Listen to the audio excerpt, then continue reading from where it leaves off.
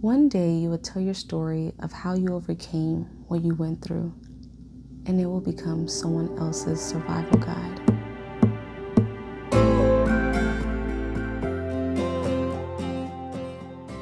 We all at one point have admired someone for something. Some of us have even stared at pictures on Instagram or Facebook and wondered what it's like to have it all, or to be that happy, or to wish we can be them. We all share our best days on social media, but rarely, if at all, do we share what it's like when the camera is turned off. Well, I'm here to do just that. We all got something we're dealing with. Here's my story. That's me. My name is Janet. I have always been a positive person, a girl of adventure and a girl of faith. I've learned to surround myself with things and people that bring me positive energy. I've always saw the best in people and oftentimes found myself giving too much and receiving too little. So in 2018, I set out to live my best life.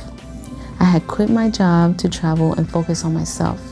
I traveled on a 14-day solo trip to Thailand, visited the Big Buddha in Phuket, the weekend street market, and booked the famous PP Island tour.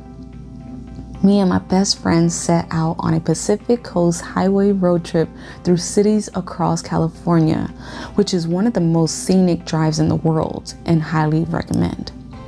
I reunited and bonded with my family who I hadn't seen in years. I also met up with a stranger in Canada who has now become one of my closest friends. I was at the peak of my life, the happiest in my life, living a life I felt was much deserved. But in 2019, I was diagnosed with cancer, and it has now changed me forever. I underwent several rounds of chemotherapy, radiotherapy, and brachytherapy. A few months after finishing treatment, I was diagnosed with menopause due to the effects of radiation, which came with insomnia, osteoporosis, and high levels of depression and anxiety, to name a few. I had sold my car, had no funds, no job, no personal home, mental health in shambles, and on top of it all, at the same time, going through heartbreak of losing my best friend. It has been the longest, the most painful, and the hardest journey for me.